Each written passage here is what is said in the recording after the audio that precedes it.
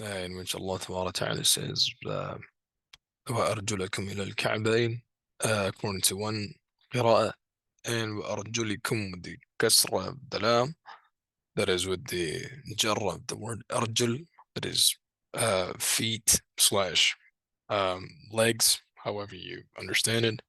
The word arjul can be used for both. It says that statement of God that is most high. وَأَرْجُلَكُم بِالنَّصْبِ, it comes in the accusative case or state. على قراءة نافع وابن عامر وحفص, which is the riwayah of Hafs from Asim. That is, you can say عن Asim. So if it comes as a riwayah from the Imam, then it's called a riwayah. And if it ends up with a Imam, then that's called a qirā'ah. So you would say the qirā'ah of Asim and the riwayah of Hafs from him, or the riwayah of Shu'bah from him. So this is and al-Kisai too. So over here, not in line with the طريقة بالطيبة, that is al-Ashr al-Kubra. Rather, al-Qārī rahimahullah, seems like in his different writings he goes towards the Sab', or sometimes that is al-Ashr, that is al-Sughra. He doesn't go towards al-Kubra. But as Ibn al-Jazari rahimahullah, he says in his famous طيبة, he says arjulikum نصب ذبا عن كم أضاء رد واقصر اشدد يا قصية الرضا. That is arjulikum, that comes, you do nasb of that, ذبا عن كم أضاء رد. So he mentions different rumuz for it.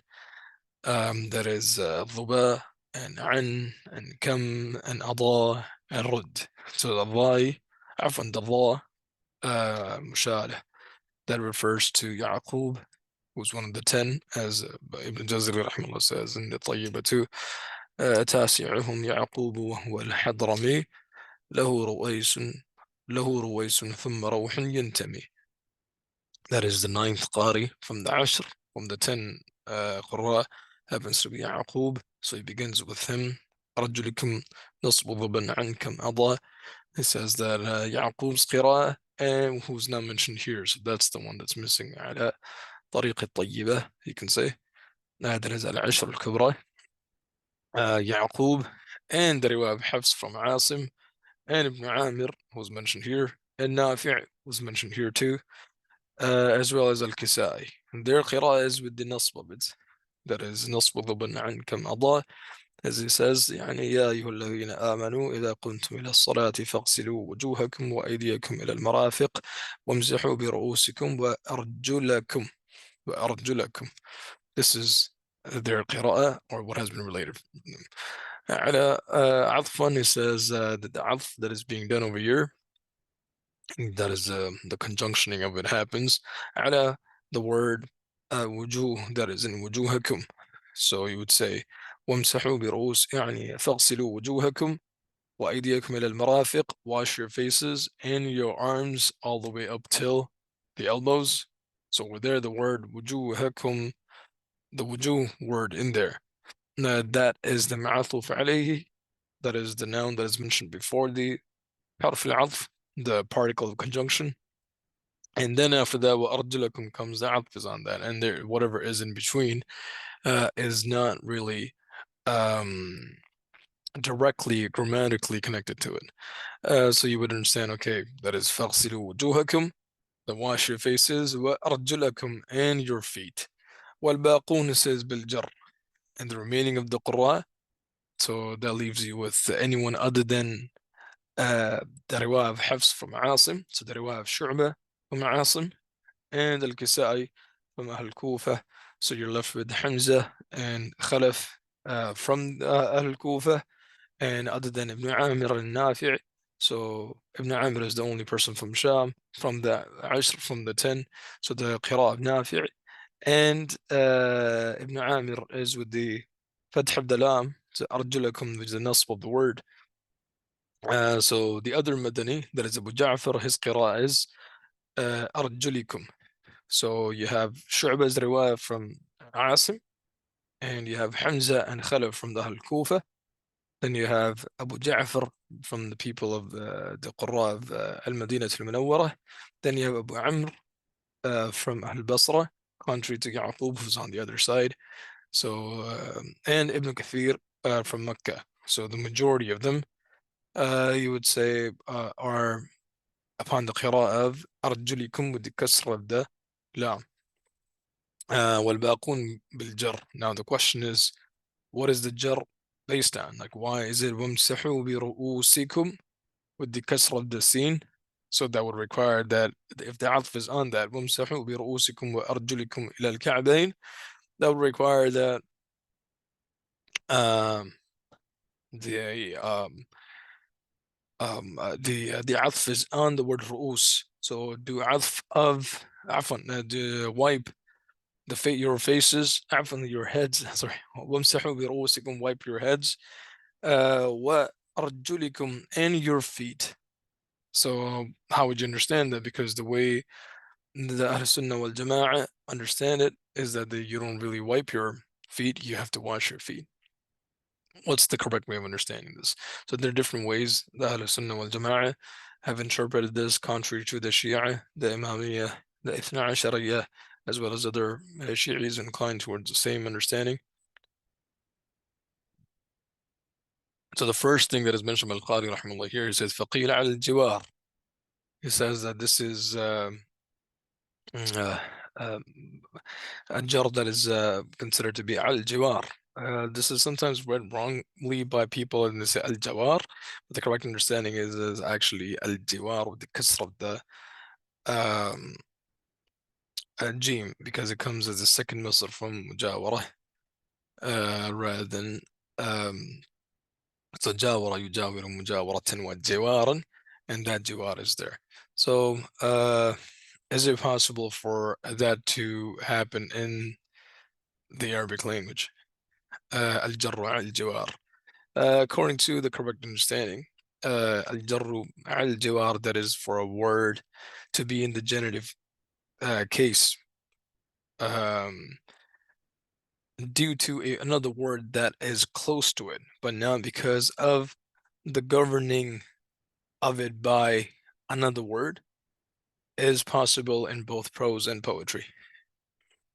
Even though what has been related from Ibn al-Hajib rahimahullah, what is famously as mentioned by al-Ṭībī in his commentarial notes on al-Kashaf, he says that Ibn al-Hajib rahimahullah was of the view that al-khaft al-jiwar ليس بجيد إذ لم يأتي في الكلام الفصيح وإنما هو شاذ في كلام من لا يعتد به من العرب. That is, خفض is something, the al-khafd or al-jar al-jiwar, that is for a word to be in the genitive state or case due to a word being close to it, but not because of another word governing it and requiring that it's in the genitive jar state, is something that is not considered to be good. يعني it doesn't fall under kalam that is considered to be fasih, because it has not come in kalam that is fasih, and it is considered to be anomalous, contrary to the principles of the Arabic language and whatever has been related from the Arabs. However, there were other people who refuted this, and al-Baydawi rahimahullah also mentioned this. He says al-khabtu al-jawar kathirun fil Qur'an wa shi'r. He says that it comes in the Quran and it comes in shi'r as well. So there is evidence for this to be established, al-jarru al-jawar. But many grammarians actually followed in Ibn Hajib's view that this is not something that is correct. Al-Baydawi rahimahullah is not really known for his expertise that much. Abu Hayyan kind of took a middle path, and he said that it makes sense that if you were to trace back the kalam of the Arabs, you would see that al-jarr al-jawar is very much possible in a na'at, an adjective, and a tawkid, and a noun that comes, or noun, or mostly nouns that come for emphasis, However, in عطف, in conjunctions, it's not considered to be something well established in the Arabic language. And so people were in between. As-Suyuti, rahimahullah, it seems like in his commentarial notes on Tafsir al-Baydawi, that is Nawahid al-Adhkar, he inclines towards that, and he says that that might not be established, but others supported this understanding. And early on, before even Ibn Hajib, there was a discussion about it. As-Sirafi, as well as Abu Ali al-Farisi, and others, they were of the view that it's not considered to be that strong. Al-Farra were hesitant. Al-Farra and whoever followed him from the Al-Kufa were hesitant, and they said that it could be the iqtisar of it, its limitation can be in whatever has been related from the Arabs, but you cannot really um, say that it's qiyas muttarid, that it will it's something that you can be used by anybody. And there's a lot more that has been said. All in all, the atf aspect of it, it does make sense that it might not be that valid. But in na'at, all the examples, if you were to see, that are given by people of knowledge, they all go back towards the concept of na'at having the same thing, not the ma'tuf having the same thing. So like the famous bait of Imr al-Qais that's mentioned by many people is أن ثبيرا في عرانين وابله كأن ثبيرا في عرانين وابله كبير أناس في بجاد مزمل. In that the بجاد كأن أبانا في أفانين ودقه comes in certain riwayas, and other riwayas it comes as كأن ثبيرا في عرانين وابله. The latter is the most famous riwayah of it, but the main part is كبير أناس في بجاد مزمل. That is as if a person, when he appears in a specific way, I'm not going to go into the details of it, it is as if there is a leader of a group of people, كبير أناس في بجاد مزمل, who is wearing a bijad, which happens to be a cloak or a shawl that has lines on it. Muzammal means like the person is wrapped around that thing, right? So technically, كبير أناس, kabir is the word that is marfu', and كبير أناس is the one who's مزمل. يعني كبير أناس مزمل في بجاد. So the word مزمل is technically the word مزمل is technically marfu'. It's in the nominative state or slash case. But here in the couplet, the way he brings it, he says كبير أناس في بجاد مزمل. So it's actually with the jar, with the kasr being the representative of the jar in the end. Again, the example that is used here is for a na'at, because you would say that, okay, it was treated as a na'at. It's either the na'at for kabir and kabir unasin, or it's considered to be a na'at for the word that follows, but not really defining its own meaning, the meaning of the word that is before. So you would say bijad, bijadin, muzammali. So you would see that they actually come one after another in a way that that this word appears as if that it's a na'at for this word, but it's technically for a kabir unas, in the kabir word that comes before that in the couplet. So these examples, if you were studied them, as Abu Hayyan mentioned too, or the qirā'ah of al-A'mash from al-Arba' al-Zawā'id, that is the 4 extra qirā'ahs on top of the 10, both in terms of al-Sughra and al-Kubra.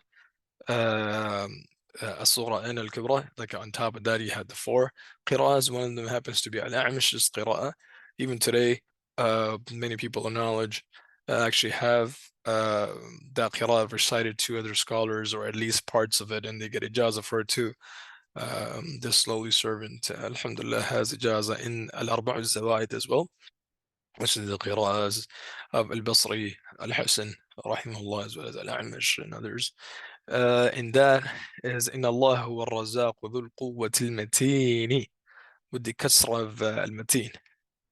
So over there, is it a na'at for al-quwwah? It can't be. It has to be a na'at for ذو, يعني ذو القوة المتين, which is the qira'ah that is famous from al-ashr. There is a qira'ah that is mutawatira, the most transmitted qira'ah that is ذو القوة المتين, right?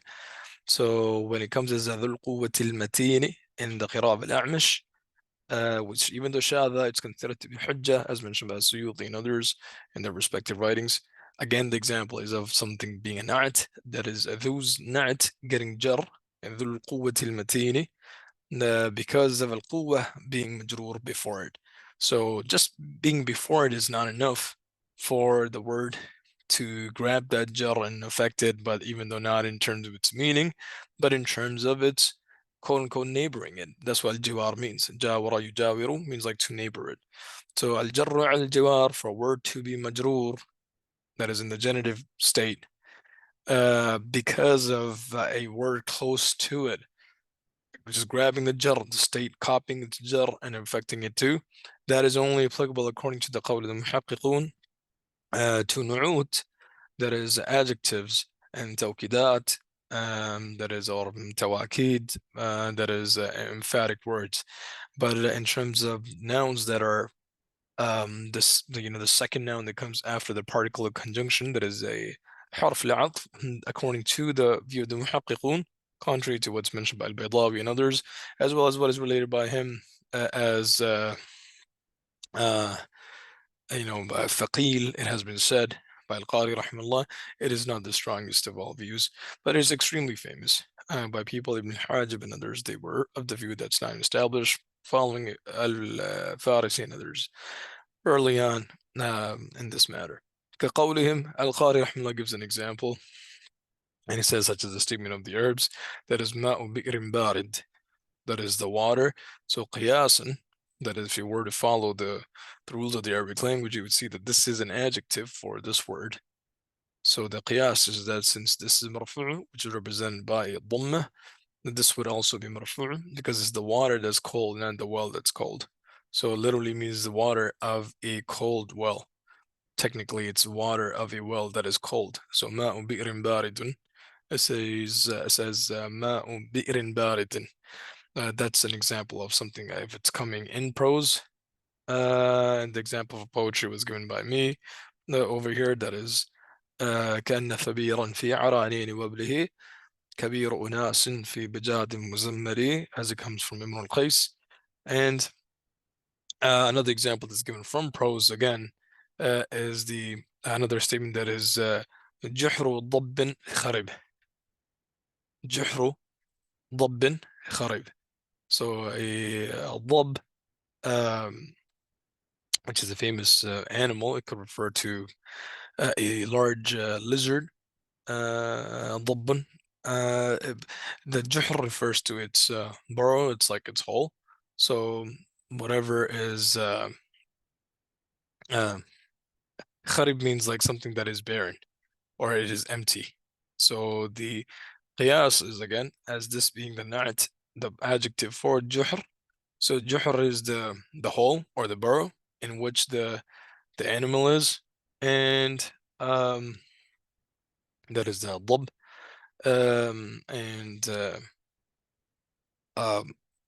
what do you call it, like a large lizard, and the lizard would be in that hole, and that is empty. So it's not the ضب that's kharib, that's abandoned. It's actually the juhr that is abandoned. So juhr ضب kharib is another example that early on the Arabs have said.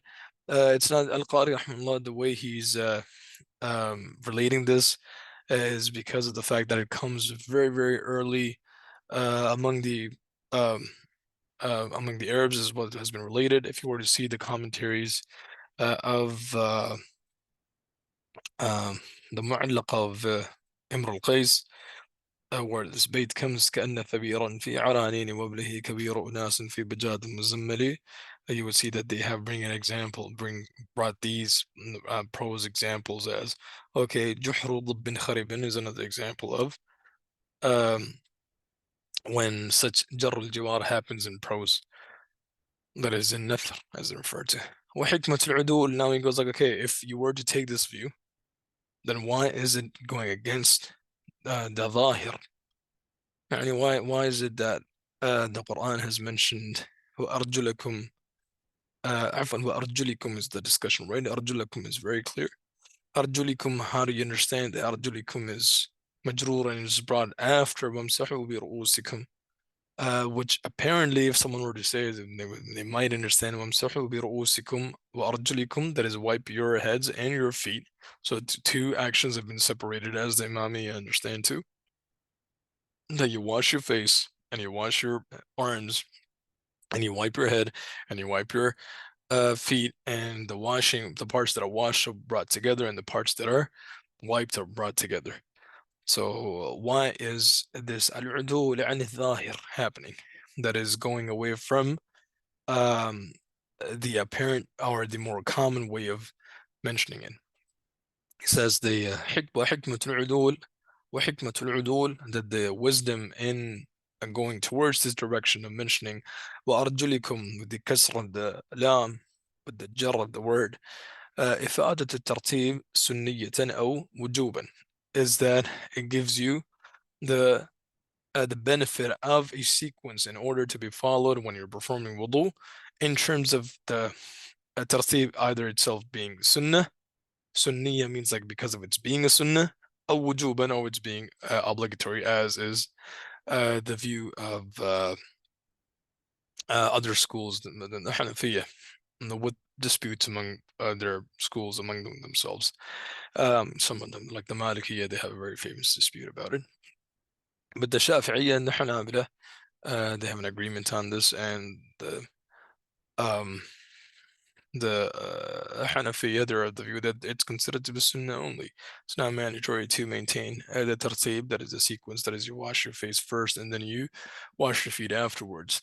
So he says that so if because of the fact that arjulikum comes after, it is giving you the ifada, the benefit of the tartib that is understood, that is this is the order you go in. So even though arjulikum comes after, it is because of the fact that you would understand, okay, this is the order that you understand.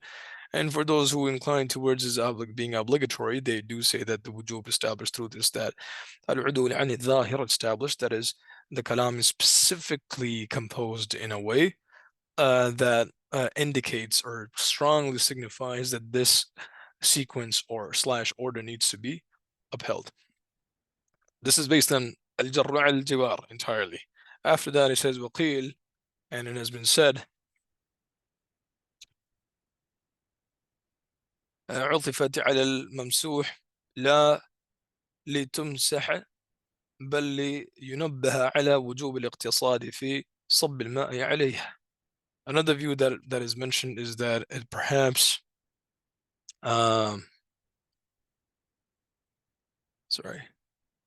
perhaps the عطف has happened على الممسوح, that is the part that is wiped, now washed, and وَامْسَحُوا بِرُؤُوسِكُمْ, so the word ru'us is the ma'tuf alayhi, is the noun that is mentioned before the particle of conjunction, so the atf is on that.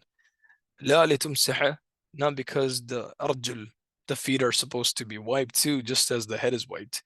بل لينبه على وجوب الاقتصاد في صب الماء عليها, but rather to find a middle, or to inform the readers of a middle ground that is between the washing of the face and the arms, contrary to the washing of the feet.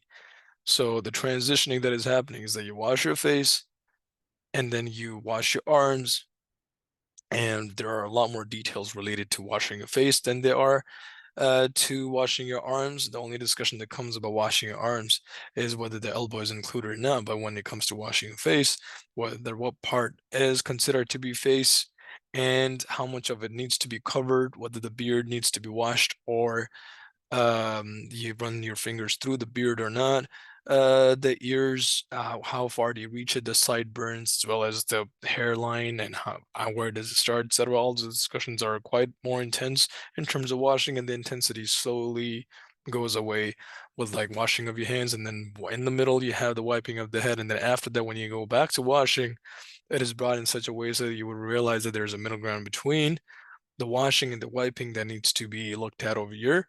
That is في صب الماء, in the flowing, or the flowing of the water. عليها, that is على الأرجل, on the feet. That is the water that needs to be poured on the feet happens to be done moderately. The pouring slash flowing has to be moderate in comparison to the washing the face and the arms. لكون غسل الرجل مظنة للإسراف الموهوم. Because of the fact that the washing of the feet, it's possible that it's considered to be considered, not, even though it's not, it's really hard to prove that it will be considered to be israf. Israf means like when you were to do it more than required, which is considered to be problematic. Then perhaps because it could be viewed as such, al-mawhum, that is like it's believed to be such, so it will be transferred as thing. This view that is mentioned here is related. It's mentioned by Az-Zamakhshari in al-Kashaf, and it seems like it was copied from him by others too that came. I mean, that's how he gained popularity, because of the fact that it is an extremely famous view. Others that came after kind of went in that direction as well, and they brought this as an example. It seems like from the early Mu'tazila, this view was very popular. And over here it says al-mawhum. It's possible that this is actually a misreading of um, the text itself, unless there's a tasarruf here from al-qari himself. Otherwise, the actual text that is of Az-Zamakhshari, that's in al-Kashaf, he says فَكَانَتْ مَظِنَّةً لِلْإِسْرَافِ الْمَذْمُومِ الْمَنْهِيَ عَنْهُ. Is that because of the fact that it could be a place where israf occurs, israf, which is considered to be unlawful, blameworthy and unlawful. And the same text is, or the expression is reiterated by Nasafi in his tafsir and the commentarial notes of al-Tibi on the Kashaf. They happen to relate the same thing. And Tayyib rahimahullah himself says it too. He says, وفائدته, the benefit of it is التنبيه على أنه ينبغي أن يقتصد في صب الماء عليها ويغسل غسلا يقرب من المسح. That is, this is to make people aware, and that there has to be اقتصاد, moderation, in the pouring of water on the feet. And ويغسل, and the ghusl, the washing that happens to the feet, غسلا يقرب من أو يقرب من المسح, it has to be close, like somewhere in between the washing that was done of the face and the arms, and the wiping that was done of the head. So you would be in between because of that. Al-Mazmum over here has a discussion that, okay, is it considered to be problematic or not? Like you would say that it's منهي عنه. That would spark the discussion of whether it's considered to be even unlawful if you were to use excessive water while you are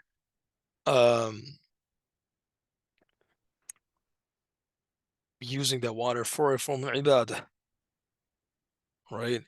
So when Allah Tabaraka Ta'ala says وَلَا تُسْرِفُوا إِنَّهُ لَا يُحِبُّ الْمُسْرِفِينَ, over there, وَلَا تُسْرِفُوا, as mentioned by Ibn Arafah and others, the prohibition over there is for unlawfulness, a strict form of it, that is tahrim.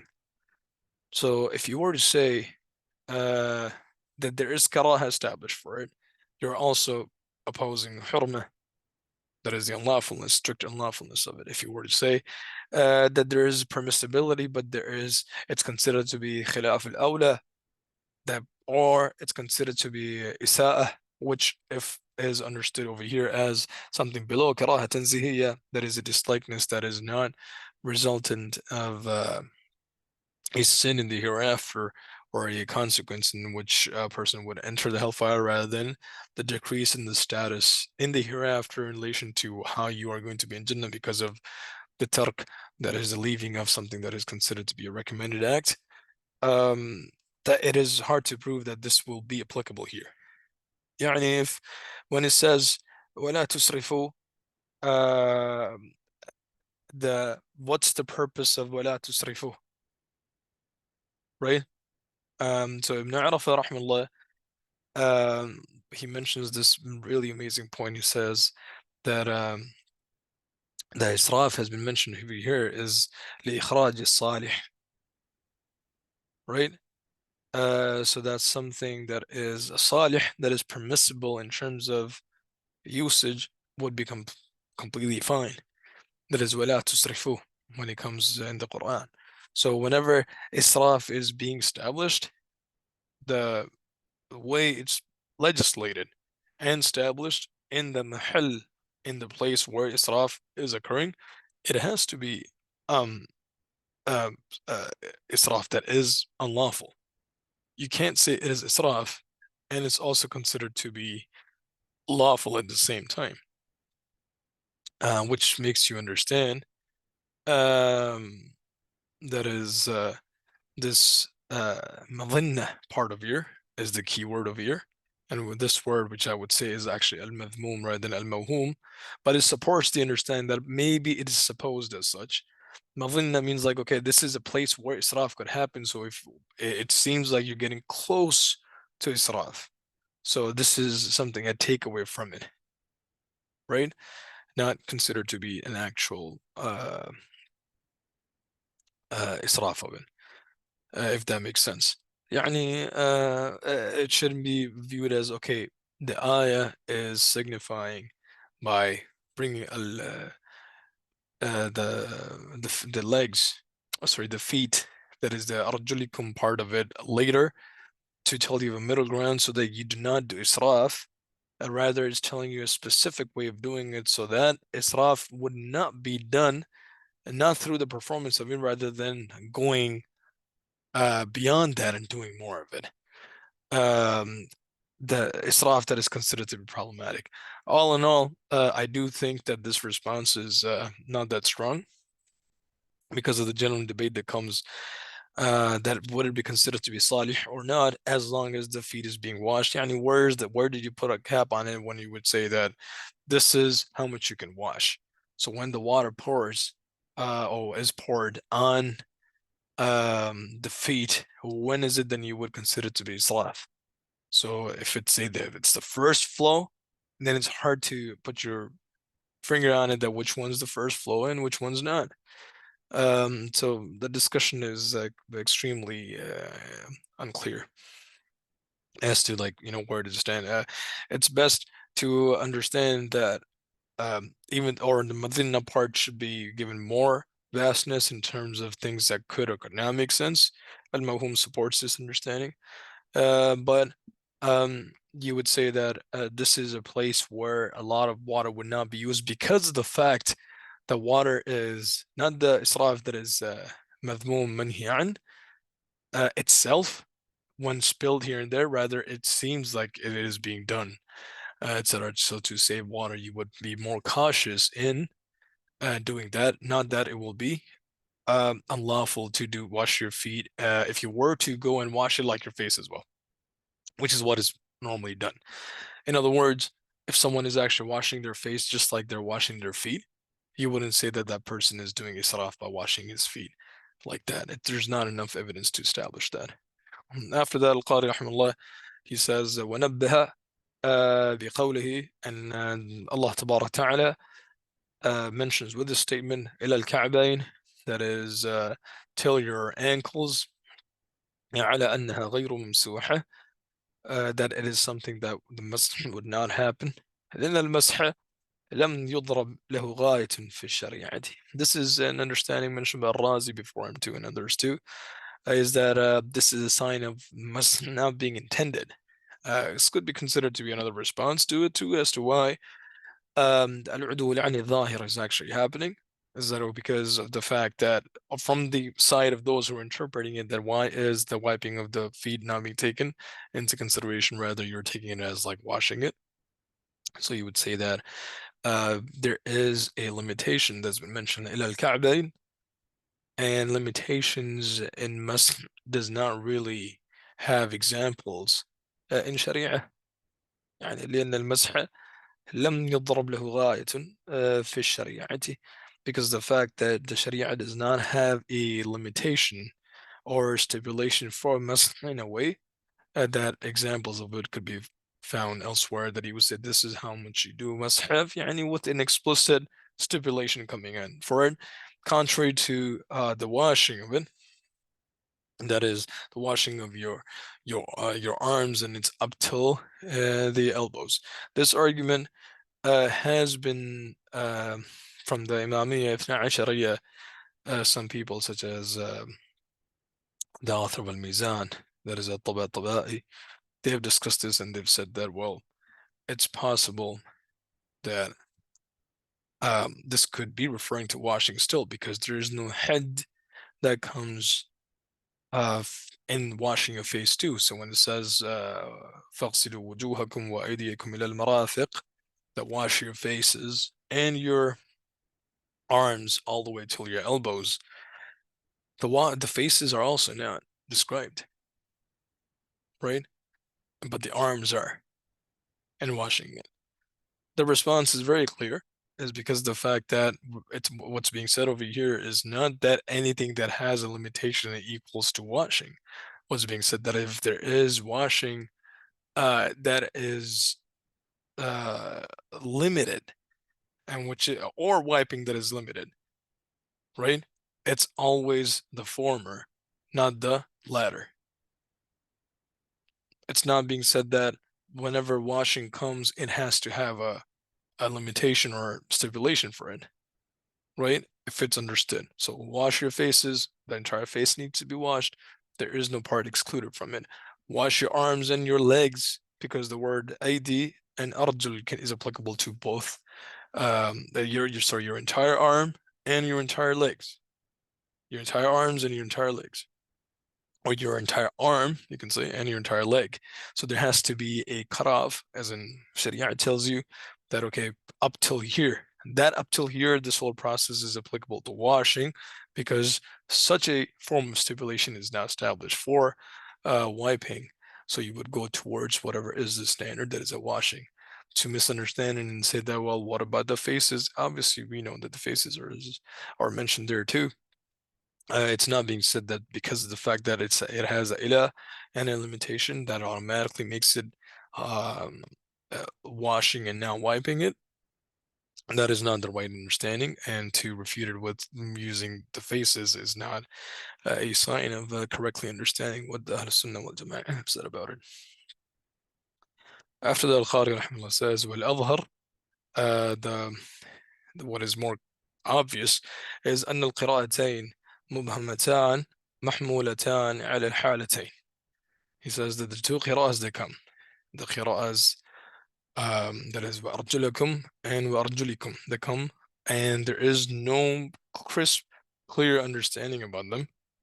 And there is ibham in it, there is ambiguity. محمولتان على الحالتين, they will be interpreted in a way that you would understand two different states. يعني arjulakum and arjulikum are not referring to one state, they will be considered to be indicating two different states, and practice being affected through those two different states being applicable. كما نبه عليه عليه الصلاة والسلام بفعله حيث غسلهما وقت عريهما. It says that, well, just as the Prophet ﷺ has informed us of this through his action, بفعله, حيث, wherein he غسلهما, he washed them, وقت عريهما ومسح عليهما حال لبسهما. That is, the two halas that are mentioned here, two conditions, obviously, in relation to the feet, as self-understood, is like when you have leather socks on or not. So he says that just as the Prophet ﷺ, through his action, he has showed us that he would wash his feet when he would not have his leather socks on, and he would wipe on them وَمَسْحَ عَلَيْهِمَا حَالَ لُبْسِهِمَا, when he would have them on or worn.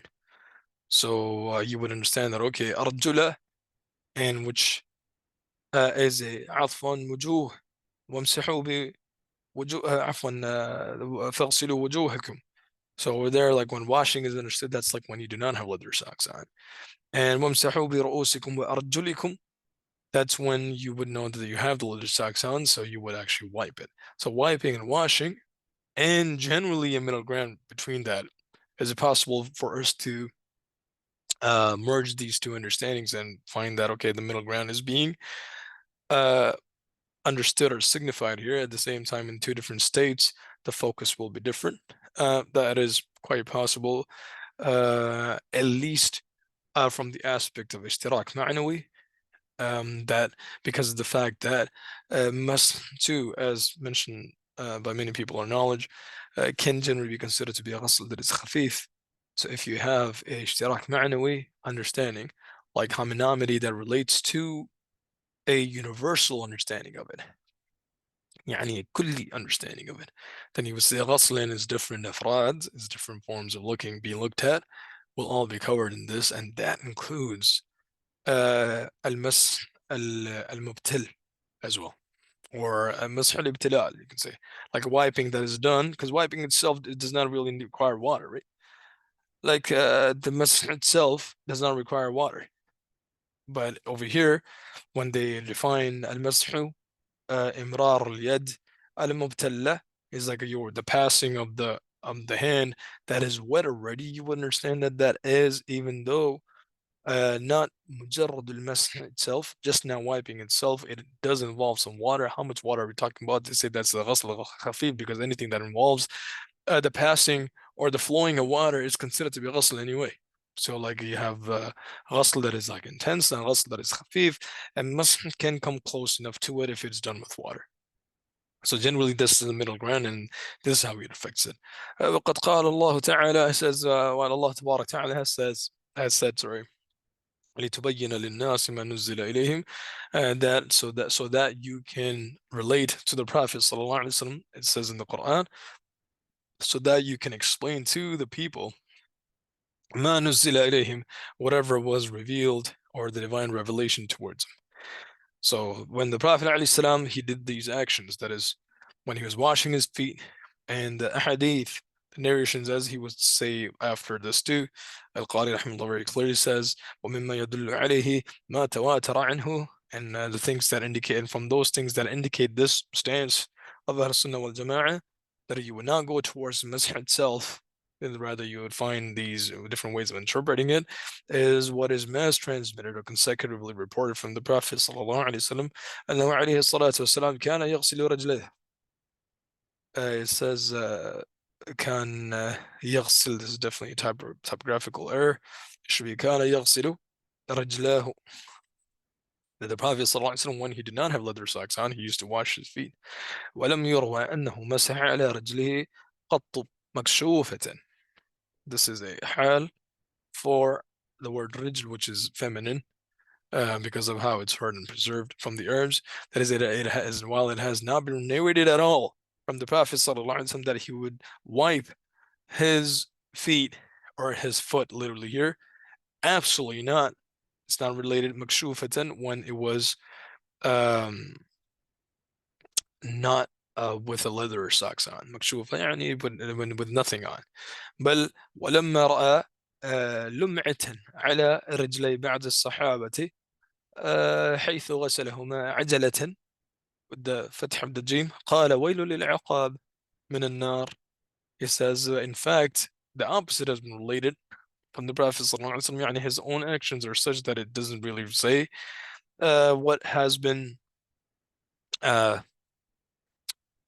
it is something that says that he used to wipe his feet. That has not been narrated from the Prophet ﷺ. Rather, the ahadith mutawatira, the narrations that are mass transmitted, and they all show you that he used to wash his feet or his foot, as it says here.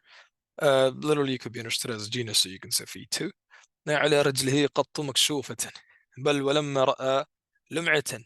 In fact, it's related from the Prophet ﷺ that when he saw that a part that was left, literally the word lum'a, as it comes, it refers to like a shine. So what has been related in Muslim, as it says that it's actually a narration in the Muslim, in the compilation of Muslim, rahimahullah, that there's a lum'a, there's like a shine that was still there. So those parts were not really considered to be washed. The different narrations mention different things. Some of them do mention the lum'a that's mentioned here, and the lum'a tells you of like a part that was left, right? Lum'a, that is a part that was left. So the Prophet sallallahu alaihi wasallam, when he saw that, the lum'a, that is a part that was left, that was unwashed, which was like obvious that this part was actually left off. It is, he said, waylun lil-aqab, that is punishment, or wail. The two ways of different ways of understanding a wail. Does it refer to, based on a narration of Jami' at-Tirmidhi, does it refer to a specific spot in the hellfire, or does it refer to just like um a warning that comes, that is waylun lil-aqab, that is woe, you can say, or a punishment should be there for it. That is narrated from Aisha and Abu Hurairah and others. The lum'a that happened to be as related, that is qadr al-dirham, according to some narrations, lam yusibha al-ma, when the water did not reach that. So the Prophet alayhi salam amara al-Nabi sallallahu alayhi wasallam an yu'id al-wudu'a wa-salah, as narrated by Abu Dawud, that the Prophet sallallahu alayhi wasallam commanded that person to perform his wudu and his salah again. So in that it comes, I mean, this is a narration that comes with the lum'a, another narration that comes, that is narrated by Muslim, as mentioned here by al-Qārī rahimahullah too, is he said that waylun lil-a'qābi min an-nar, that is woe to the a'qab, that is the heels, min an-nar, that will be in the hellfire, or from the hellfire, however you understand that. So this hadith as well tells you very clearly that that um the washing is considered to be necessary, and there's no part that you can leave if you're not washing it. Can a reply be made to this and be said that, well, the wiping of it is also not done of that part that is required? So the hadith is not really talking about washing or wiping. It's really talking about leaving certain parts unwiped slash unwashed. That is a possibility. But given the fact that it is always related from the Prophet ﷺ that he would wash his feet and not wipe it, there's not even a single narration that suggests that he wiped it. And then from another narration where it comes وَيْلٌ لِلْأَعْقَابِ مِنَ النَّارِ, that the Prophet ﷺ said to those people who are now washing it entirely, the question about wiping it is not even there. There's no dalala on it. There's no indication whatsoever that, or that could have been wiping being referred to as well, that was not being done, and that he was always washing it, which is just far-fetched. So it's not definitely a an appropriate way of interpreting it. I hope that's clear.